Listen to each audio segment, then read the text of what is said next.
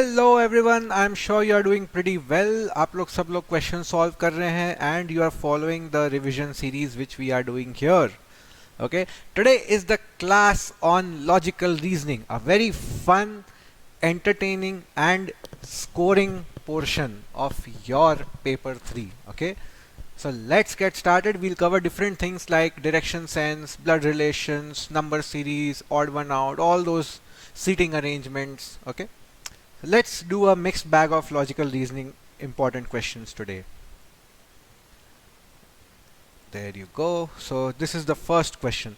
Pointing to a lady in a photograph, Ram said, "Her son's father is the son-in-law of my mother." ओ भाई साहब, तो एक राम एक lady को photo में देख रहा है और बोल रहा है her son's father means, suppose ये लेडी है, हर सन्स, इसका जो बेटा है, इसका पापा means, her son's father means what, इसका हस्बैंड ही तो हो गया, राइट? इन दोनों का शादी हुआ है, husband is the son in law of my mother. तो ये किसी का सन इन लॉ है, तो मतलब एक जनरेशन और ऊपर जाना पड़ेगा. तो son in law of my mother, तो ये मदर है तो ये फीमेल है, और ये सन इन लॉ है, राइट? तो how is Ram related to the lady? तो और राम का बेटा, राम इनका बेटा है, माई मदर बोल रहा है ना, तो इनका एक बेटा है, वो है राम.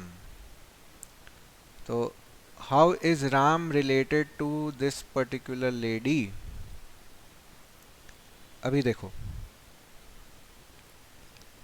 ये मदर है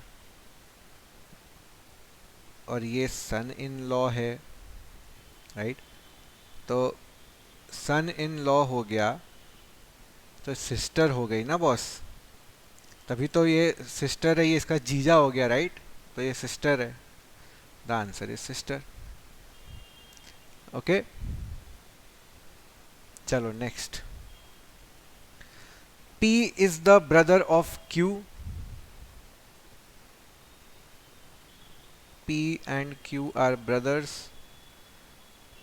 P is the brother of Q and R both. तो P, Q, R तीनों भाई भाई. S is the mother of R. तो अच्छा रुको, जनरेशंस को हमेशा एक लाइन में लिखना चाहिए. तो देखो, P is the brother of Q and R. S is the mother of R. T is the father of P. तो अगर ये इसका पापा है तो ये तो इन लोग का भी पापा होगा, और S भी इनकी माँ होगी. विच of the following statement can not be definitely true? मतलब कौन सा हमेशा सच नहीं होगा. S is the mother of P, this will always be true ना यार, क्योंकि ये तीनों अगर भाई है तो ये माँ है और ये बाप, एक जन का भी तो तीनों का ही होगा, right? P is the son of S. P is the son of S is always true. Q is the son of T, which is always true.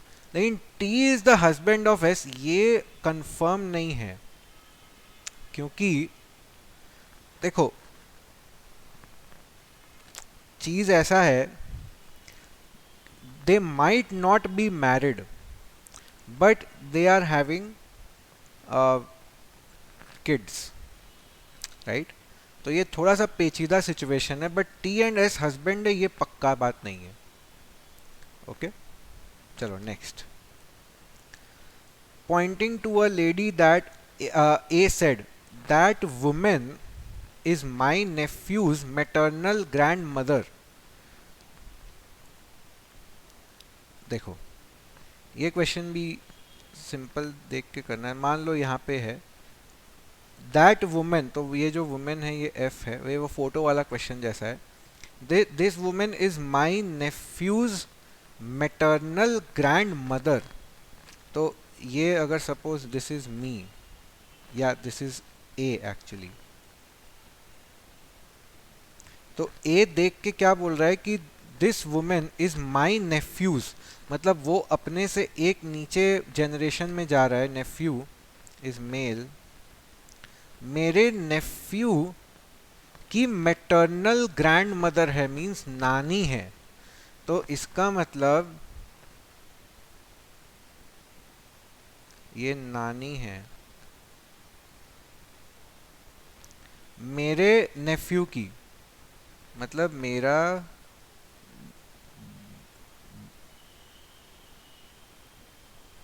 मेरा भतीजा, भांजा या भतीजा कुछ भी हो सकता है यार, ठीक है। How is the women related to A's sister who has no sister, तो ए की कोई बहन है और इन ये लोग और कोई बहन नहीं है इन लोग में, ठीक है, तो इनकी एक बहन है। तो ये जो लेडी है फोटो में, ये इससे कैसे रिलेटेड है, देखो इसके नेफ्यू की नानी है ये, तो इनका क्या रिलेशन है वो निकालना है, राइट। तो ये लोग भाई बहन हैं, ठीक है, और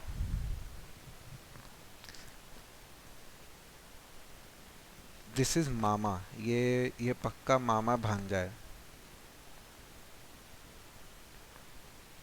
तभी देखो क्या होगा, अगर ये मामा है इसका तो ये नेफ्यू हो गया, और ये नानी हुई तो ये इसकी माँ हो गई,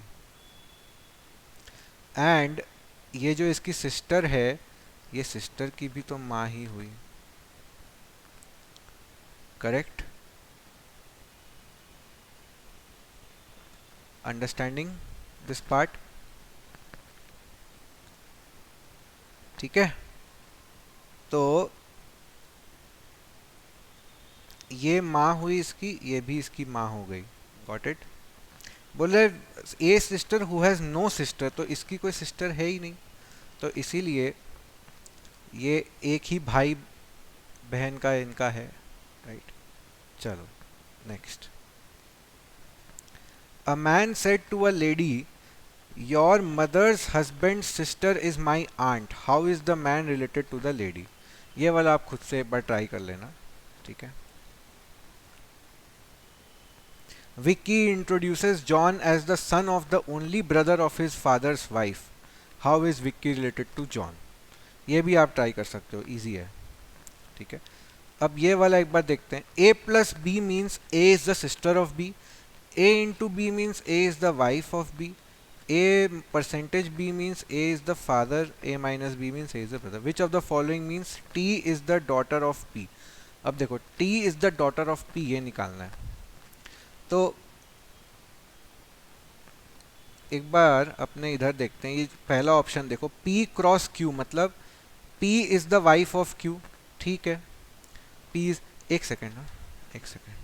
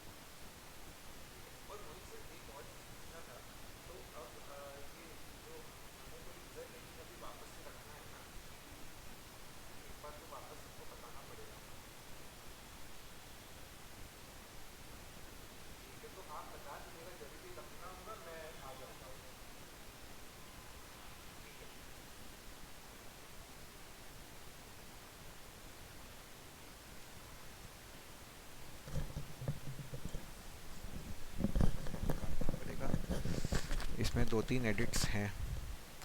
okay, so now P cross Q means P is the wife of Q. ठीक है, P is the wife of Q. A mod B means A is the father of B. तो ये तो गड़बड़ हो गया ना इधर.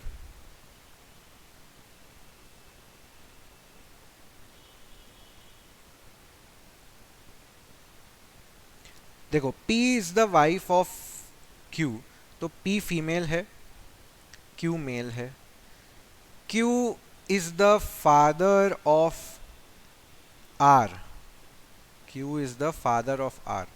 तो ये लोग दोनों एक जनरेशन में है और ये R इनका बेटा या बेटी है. ठीक है, ठीक है. अब S में क्या आ रहा है? R प्लस S, मतलब R is the sister of B, मतलब R is the sister of S. तो R फीमेल है, ये बहन, और ये S भी बहन हो सकती है या फिर भाई भी हो सकता है. और S माइनस T मतलब, देखो T is the daughter of P अपने को निकालना है ना, तो S माइनस P मतलब A is the brother of B. तो S is the brother of T. तो T ये मेल है, ये फीमेल है. तो हमने क्या बोला? हमने बोला कि M और P और Q शादीशुदा है. Q इज द गाय, इसकी एक बेटी है विच इज R, वो फीमेल है. उसका एक सिस्टर है S. तो ये लोग सेम जनरेशन है और T भी सेम जनरेशन है. हाँ, तो भाई हो रहा है ना इससे. तो इससे I can easily determine that T is the daughter of P, क्योंकि T फीमेल भी है आ रहा है इसमें और P की डॉटर तो है ही, राइट. अब बाकी ऑप्शंस में आप देखोगे तो आपको वो नहीं मिलेगा. क्यों? क्योंकि देखो यहाँ तक तो सेम एक स्टोरी, लेकिन इसके बाद R माइनस T कर दिया, means R is the brother of B. तो R is the brother of T, तो अब R T का भाई है. और फिर A प्लस B बोला, A is the sister of B. तो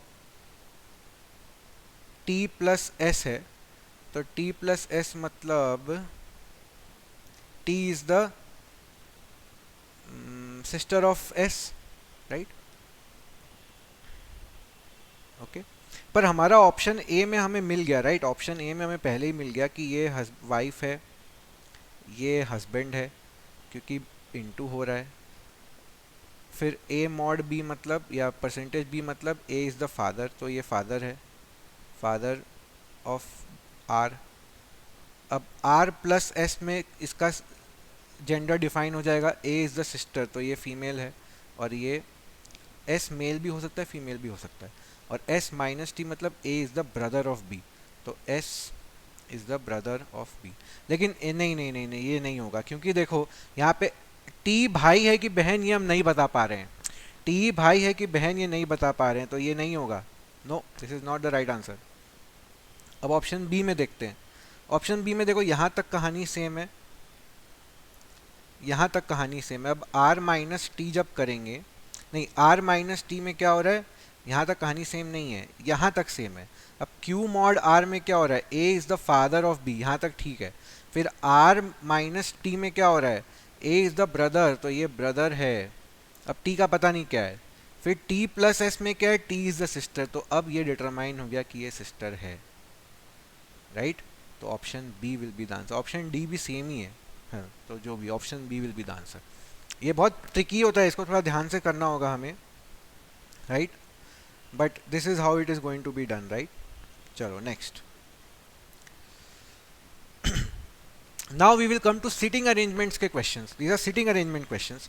5 friends A B C D and E are sitting on a bench. A is sitting next to B. तो चलो, A is sitting next to B. तो A B भी हो सकता है, B A भी हो सकता है. C is sitting next to D. C D भी हो सकता है, D C भी हो सकता है. D is not sitting with E. तो यहाँ पे E तो नहीं आएगा. E is at the left end. अच्छा, 5 लोग हैं, तो 1 2 3 4 5. लेफ्ट एंड में E है भाई, तो E यहाँ है. तो भाई डी तो यहाँ नहीं आएगा, डी यहाँ नहीं आ सकता, तो डी यहाँ नहीं आएगा तो सी आ सकता है, वो हो सकता है कुछ भी। C is on the second position from the right, तो सी सेकेंड पोजिशन 1 2, सी यहाँ है, तो अब डी यहाँ भी हो सकता है, यहाँ भी हो सकता है, कहीं भी हो सकता है। A is on the right side of B, बोल दिया A is on the right side of B, तो ये ऑप्शन गया, राइट साइड है, ठीक है। Who is the right side of E, B is to the right side of E, तो मतलब ई कहीं यहाँ है, ठीक है। तो मुझे मिल गया ना ई बी ए सी डी, ये मेरा फाइनल सिटिंग पोजिशंस हो गया। A and C are sitting together, वो तो हो ही गया boss. What is the position of B, second position, second from the left, ठीक है, इजी। चलो चलो चलो चलो, 4 Indians A, B, C and D and 4 Chinese E, F, G and H are sitting in a circle.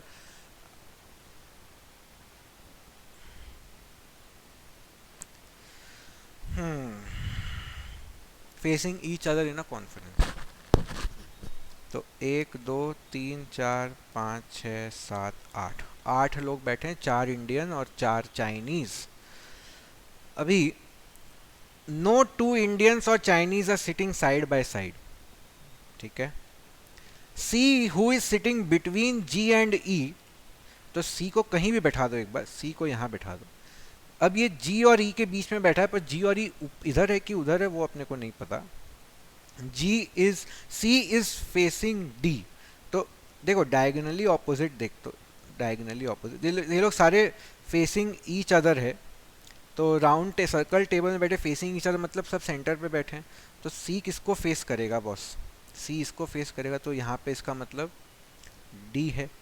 F is between D and A, F is between D and A, तो अब F या तो यहाँ और यहाँ होगा, तो A यहाँ और यहाँ होगा। F is between D and A and is facing G, अच्छा तो एफ जी को फेस कर रहा है। अब एक मिनट देखो, यहाँ पे सी जी और ई के बीच में है, तो अगर मान लो कि जी यहाँ है तो ई यहाँ होगा, तो जी के ऑपोजिट में कौन बैठा है, एफ, तो एफ यहाँ हो जाएगा, और F is between D and A, तो ए यहाँ हो जाएगा। H is to the left of B, H is to the left of B, तो अब एच और बी बचे हैं, तो उनको बैठा दो यहाँ पे, तो H will be to the left of B, तो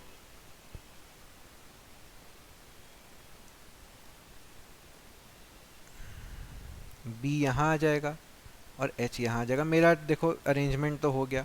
अब देखो दूसरा पॉसिबिलिटी भी हो सकता था कि E यहाँ होता और G यहाँ होता, तो उसमें लेकिन F यहाँ आ जाता और A यहाँ आता, तो भी बात बराबर ही बनती। तो अब who is sitting left of A, the answer is F,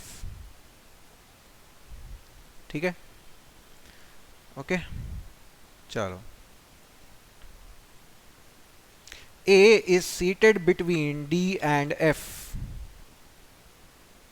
round table, round नहीं है यार please, drawing.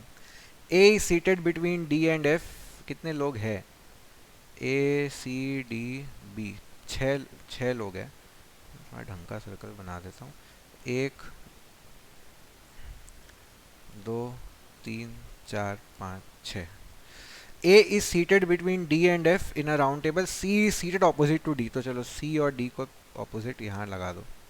A is seated between D and F, तो D और F के बीच में या तो A इधर आएगा या A इधर आएगा, F इधर आएगा, F इधर आएगा। E is left to D, E is left to D, तो D अगर सारे के सारे अगर सेंटर की तरफ फेस कर रहे हैं, तो D का लेफ्ट क्या होगा, ये होगा, तो E यहाँ है, तो भाई F को तो यहाँ आना ही पड़ेगा, क्यों, क्योंकि A is seated between D and F बोला है, सॉरी, तो A को यहाँ आना पड़ेगा, तो F को यहाँ आना पड़ेगा, तो A B यहाँ आ जाएगा। Who sits opposite to B, A। Simple easy questions, okay, no need to worry about all these. A, B, C, D are playing cards. A and B are partners. ठीक है, A and B are partners, ये लोग ताश खेल रहे हैं।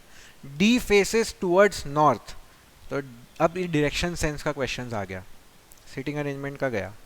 D faces towards north, तो D जो है वो नॉर्थ को फेस कर रहा है। इफ ए फेसेस वेस्ट, जो ए है वो वेस्ट फेस कर रहा है। A and B are partners, लेकिन देखो ये यहाँ पे नहीं बोला है कि partners are facing each other, ये कहीं नहीं बोला। अगर ये बोल देता तो ये क्वेश्चन हो जाता, क्योंकि फिर ए और बी पार्टनर है, तो अगर ए वेस्ट को फेस कर रहा है तो बी यहाँ आ जाता, बी ईस्ट को फेस करता, और डी नॉर्थ को फेस कर रहा है तो डी यहाँ आ जाता, और इसके बाजू में ए बी सी आ जाता इधर, जो कि साउथ को फेस करता। लेकिन सिंस ये नहीं बोला है कि ए एंड बी पार्टनर है but they are facing each other, ये नहीं बोला है, तो data inadequate is the answer. Very tricky question. Okay, next. 6 persons are sitting in a circle facing the center. 1 2 3 4 5 6. Parikh is between Bablu and Narendra.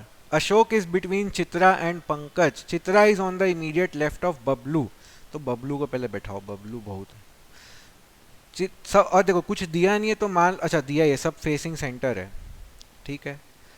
Chitra is on the immediate left of Bablu, तो बबलू अगर इधर है तो उसका immediate left Chitra इधर आ गई। अब Ashok is between Chitra and Pankaj, तो चित्रा एंड पंकज के बीच में अशोक है, तो भाई पंकज यहाँ तो नहीं आ सकता क्योंकि फिर तो बीच में अशोक आ जाएगा, बी नहीं आएगा। तो Ashok is between Chitra and Pankaj, तो पंकज यहाँ आएगा, अशोक यहाँ आएगा।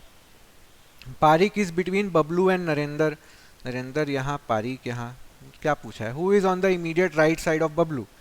इमीडिएट राइट कौन है बबलू के? पी। P is what? ओ, पारिक और पंकज दोनों आ गए ना। Wait wait wait wait wait, थोड़ा सा देख लेते हैं। बबलू एंड नरेंद्र के बीच में पारिक है, तो पारिक ही हुआ ना boss. Immediate right of Bablu is Parikh. Okay,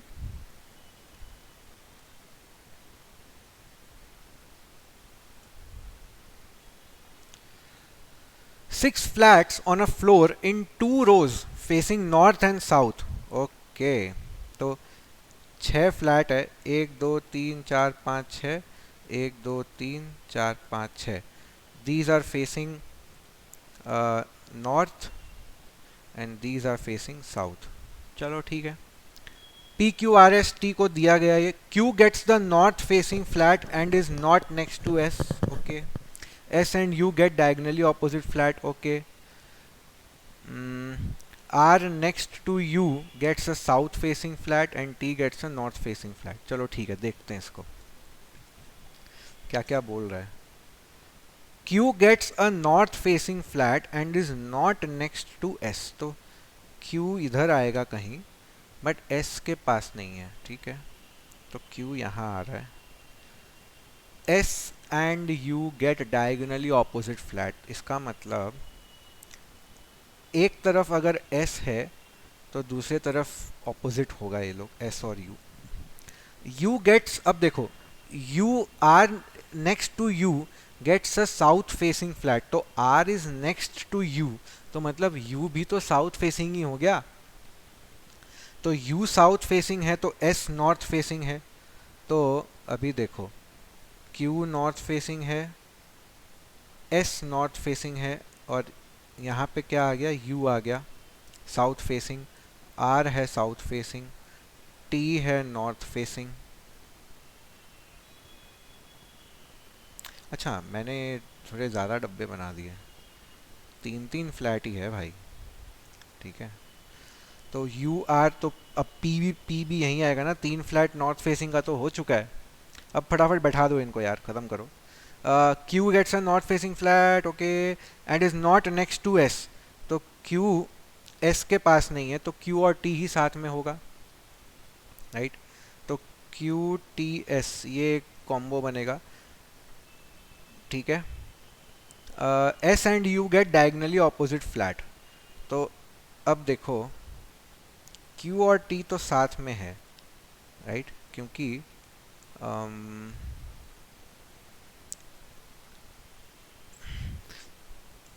तो क्यू टी और एस ही बनेगा, या फिर एस एस टी क्यू बनेगा, राइट। अब देख लेते हैं इधर भी, R is next to U, ये बोल दिया R is next to U, and S and you are diagonally opposite. तो आर अगर नेक्स्ट टू यू है, और कुछ भी बोला है,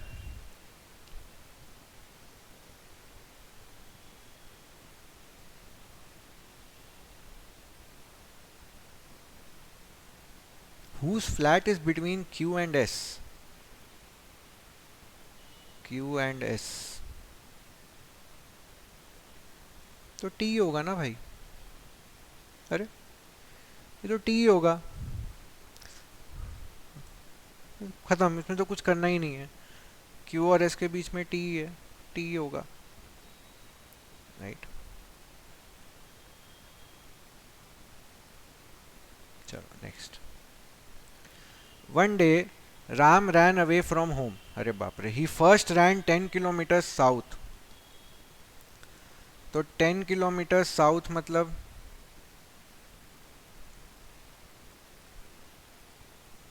10 kilometre south, then turn right at 45 degree. तो राइट माने इधर 45 डिग्री भागा, फिर 10 किलोमीटर्स, तो ये भी 10 है, ये भी 10 है।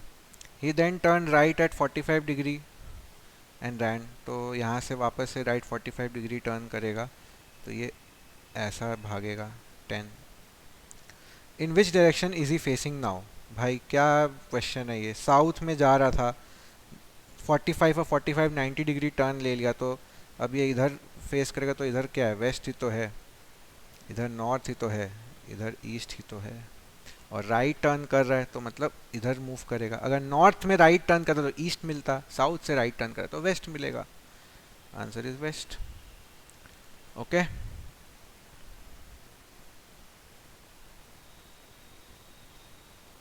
तो ये वाला बहुत इजी क्वेश्चन है, ये वाला खुद से एक बार ट्राई कर लेना, ठीक है।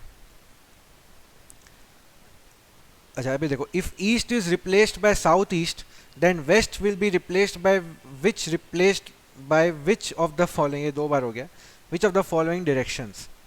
देखो east is replaced by south east, तो मेरा नॉर्थ ये है, साउथ ये है, ईस्ट ये है, वेस्ट ये है, साउथ ईस्ट ये है, साउथ वेस्ट ये है, नॉर्थ वेस्ट ये है, नॉर्थ ईस्ट ये है, ठीक है।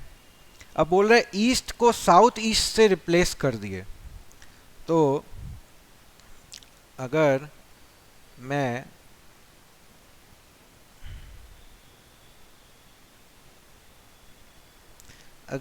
यहाँ ईस्ट दे दूं और यहाँ साउथ ईस्ट दे दूं, तो अब मेरा कॉन्फ़िगरेशन कैसे चेंज होगा देखो। तो बेसिकली मेरा ईस्ट यहाँ है, साउथ ईस्ट यहाँ है, तो मेरा साउथ कहाँ जाएगा, देखो माई direction was this, north east west south, ये था, ये था, ये था, ये था। अब ईस्ट की तरफ अगर मैं फेस कर रहा हूँ तो मेरा लेफ्ट पूरा में नॉर्थ होगा, राइट।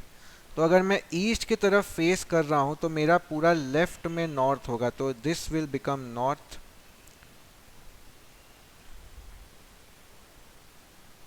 सॉरी ये तो राइट हो गया ना, लेफ्ट ईस्ट के लेफ्ट में नॉर्थ होगा, तो this will become north east.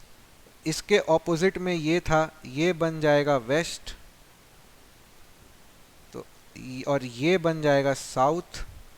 तो which of the following, then west will be replaced by which of the following पूछ रहा है ना।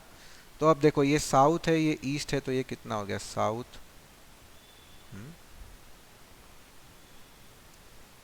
ईस्ट, वन मोमेंट,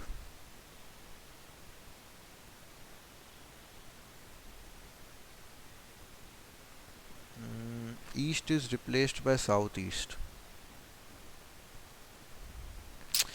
ये देखो यही तो मिस्टेक कर दिए ना।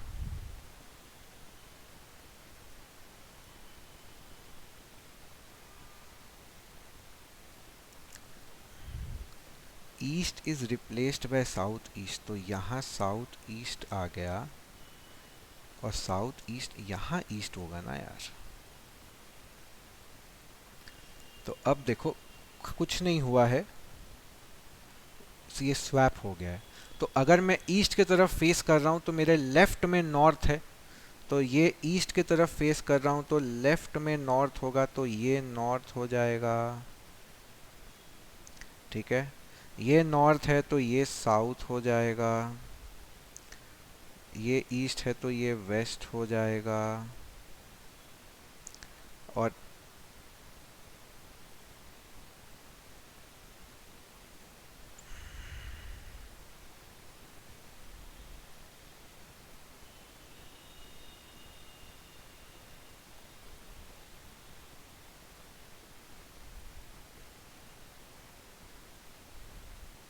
बट ये चीज़ नॉर्थ नहीं होगा। द रीज़न इज़ ये साउथ ईस्ट है ना, तो ईस्ट तो यहाँ तो साउथ ही आएगा बॉस, यहाँ तो साउथ ही आएगा, क्योंकि साउथ और ईस्ट के बीच है तो साउथ ईस्ट होगा, तो ये नॉर्थ हो जाएगा। तो ये ईस्ट है तो ये वेस्ट हो जाएगा, तो ये वेस्ट क्या बन जाएगा, नॉर्थ वेस्ट। सिली मिस्टेक्स कर रहा हूँ मैं। This will be north west. Okay, this will be north west. Simple simple ही था। I did a confusing mistake. चलो, Ramu moved a distance of 75 meters towards north. He then turned left and walked for about, तो ये 75 है, ये 25 है, and then turn left again and walks 80 meters। इतना ज़्यादा नहीं होगा, 75 5 और, तो ये 80 हो गया, तो ये डिस्टेंस भी 5 है। Finally he turns to the right at an angle of 45 degree, माने ऐसा। कौन से डायरेक्शन में जा रहा है, तो ये नॉर्थ था, ये ईस्ट था, तो वो बंदा पहले नॉर्थ गया, पहले यहाँ से नॉर्थ गया, फिर वो ईस्ट वेस्ट की तरफ मुड़ा, वेस्ट की तरफ मुड़ के फिर साउथ की तरफ गया, और अभी यहाँ जा रहा है, तो ये वेस्ट है, ये साउथ है, तो ये साउथ वेस्ट है। ओके, ठीक है, चलो। A man is facing west, a man is facing west. He turns 45 west face कर रहा है। He turns 45 degree in the clockwise. Clockwise मतलब जहाँ घड़ी घूमता है, तो घड़ी तो ऐसे ही घूमेगा, ऐसे ही घूमता है घड़ी, तो इस डायरेक्शन में 45 डिग्री मूव करेगा, तो वेस्ट से यहाँ आएगा, and then another 180 degree in the same direction, तो 180 डिग्री घूमेगा तो ये इधर आ जाएगा, and then 270 degree in the anti clockwise direction. तो 270 क्या होता है, 180 प्लस 90, तो पहले तो यहाँ से यहाँ गया, अब एंटी में वापस यहाँ से यहाँ आ गया, और अब 90 डिग्री और, तो यहाँ से 90 डिग्री और मतलब ये देखो, फिर से बता रहा हूँ, वो इधर था, वेस्ट की तरफ था, 45 डिग्री क्लॉकवाइज मतलब थोड़ा इधर, तो यहाँ आया, फिर another 180 degree in the same day, मतलब क्लॉकवाइज ही, तो क्लॉकवाइज में 180 माने पूरा उल्टा। अब 270 इन द एंटी क्लॉकवाइज, तो 270 इज नथिंग बट 180 प्लस 90, तो पहले तो उल्टा 180, तो जो किया वापस वहीं पहुंच गया, और 90 इधर गया, तो और 90 इधर जाने से तो इधर जाएगा ना, ये तो 45 था तो ये 90 हो गया। ये डायरेक्शन कौन सा हुआ, ये वेस्ट था, तो भाई ये साउथ होगा, तो ये साउथ वेस्ट होगा। ठीक है, क्लियर। चलो, ये अब खुद से आप ट्राई कर सकते हो, इजी है, just try it on your own. Okay, now missing numbers. Okay, so we'll do this question 7, 23, 47, 119, 167. We have to complete the series with the next term. तो देखो क्या होगा, 7 है, 23, 47, इसको ध्यान से अगर देखते हैं देखो ये प्रैक्टिस से ही आएगा। तो 7 को क्या लिख सकता हूँ, 3 square minus 1 which is 9 minus 1। 23 को क्या लिख सकता हूँ, 5 स्क्वायर माइनस 1। 47 को क्या लिख सकता हूँ, 7 square minus, sorry sorry sorry sorry, 2 2 2 2 2। फिर 119 को क्या लिख सकता हूँ, अभी देखो 119 इज 11 स्क्वायर माइनस 2, तो 167 is how much, 13 square minus 2। तो सारे प्राइम नंबर्स है, देखो बीच में 9 का नहीं आया, 81 माइनस 2 नहीं आया, राइट। तो ये प्राइम नंबर्स है सारे, 3, 5, 7, 11, 13। तो नेक्स्ट प्राइम नंबर क्या होगा, देखो ऑड होता तो 15 होता, लेकिन ऑड नहीं होगा, ये रॉन्ग आंसर है। तो प्राइम नंबर क्या है नेक्स्ट, 17। तो 17 स्क्वायर माइनस 2 कितना होगा, 289 minus 2 which is 287 is the answer. Okay, so very simple one, but take care of this. Which of the following is an odd one, तो देखो 4, 12, 44, 176, 890 सारे इवन नंबर्स तो है। अब देखिए 4 से मल्टीपल है कि नहीं, तो 4 तो है ही, 12 भी है, 44 भी है, 176। 4 का मल्टीपल कैसे चेक करते हैं, लास्ट का 2 डिजिट देख लो, 76। तो 4 1 ज़ा 4, 36। हाँ, ये भी 4 से डिविजिबल है। क्या ये 4 से डिविजिबल है, 90? नहीं, ये 4 से डिविजिबल नहीं है, तो ये ऑड वन आउट होगा। 890 should be an odd one out. ये 176 ये ऑप्शन में क्यों नहीं है, 890? Wrong, option E is the answer which is 890। ये पॉसिबल नहीं है, क्योंकि ये सारे तो 4 के मल्टीपल्स है। तो ऑड वन आउट तो अपने ऐसे ही निकालेंगे, राइट। ऑड वन आउट इस तरह से ही निकाला जाएगा। ओके, ये गलत है। Next, if honey is coded as JQPGA, which word is coded as this? तो अभी देखो H को बना दिया J, O को बना दिया Q, तो क्या हो रहा है, HIJOPQ, तो एक एक स्किप हो रहा है। तो कौन सा वर्ड है जो कोड होके ये बनेगा, तो V है, मतलब TUV होगा, तो T जरूर आएगा। तो ऑप्शन ए गया, ऑप्शन डी गया।